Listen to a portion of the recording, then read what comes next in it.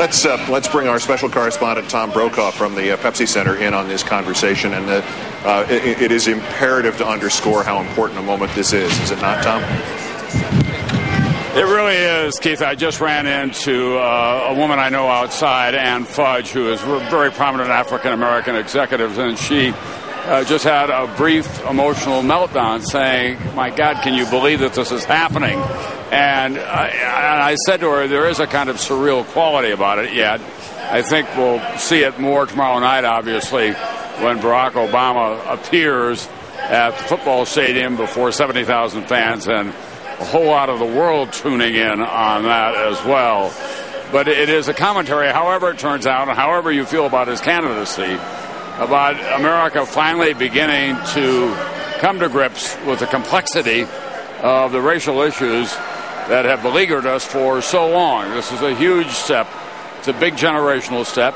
We've been talking about it here for some time.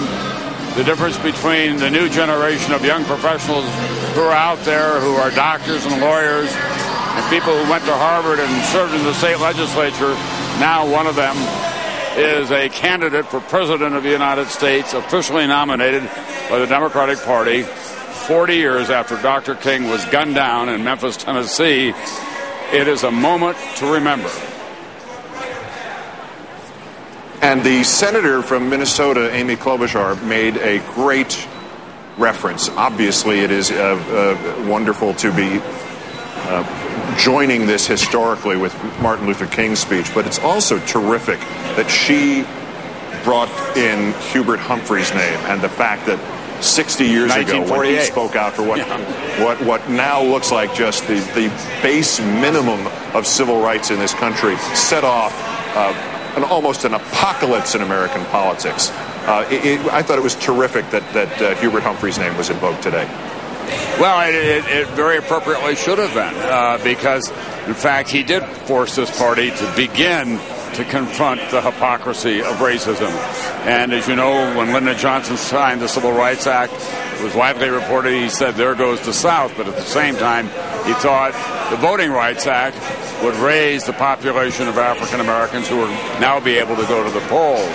There's an interesting movement underway, by the way, led by Andrew Young, called Why Tuesday, because he continues to believe, as do a lot of others, that we've now got to change the voting day so that more people who have to work two jobs, for example, can get to the polls. If they can't on Tuesday, why not move it to a weekend and expand it? That's the next thing that we'll be hearing. We are in a period of some, I think, significant tectonic plates moving in American politics here tonight.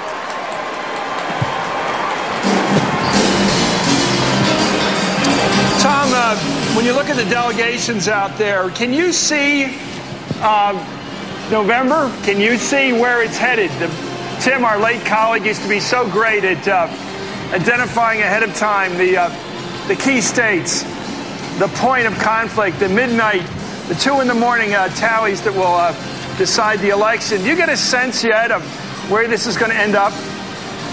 Well, Tim and I talked a lot before we lost him about the Rocky Mountain West, and it wasn't just because I happen to be inclined toward this geography, but I thought beginning shortly after 4 years ago with the enormous transition that this region is undergoing. Colorado is a perfect example of that. So is Nevada. New Mexico is still in play. You're seeing the investment that Barack Obama is making in Montana.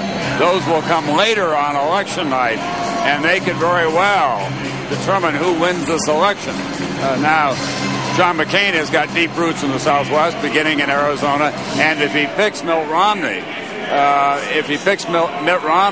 Mitt Romney, who obviously has a very strong ties to Utah, but can appeal to those conservative social values of the West as well, I think that this region is going to be in play as it has not been in my lifetime, Chris.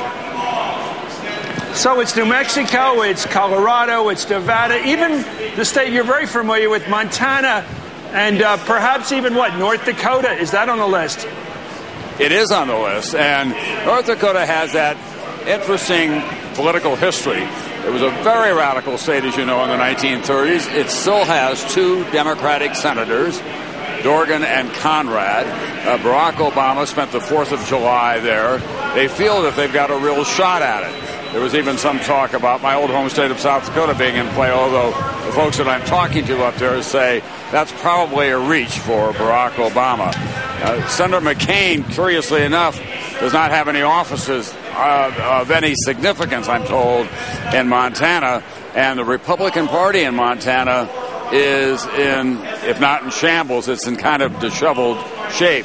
So I think Barack Obama probably has an opportunity to go there. We have to say all this with the conditioning that we've got a long way to go. We're now, of course, in the heat of the moment at the Democratic Convention. Next week, things will look a lot brighter for the Republicans when they, as we expect that they will, stage their own convention in a convincing fashion.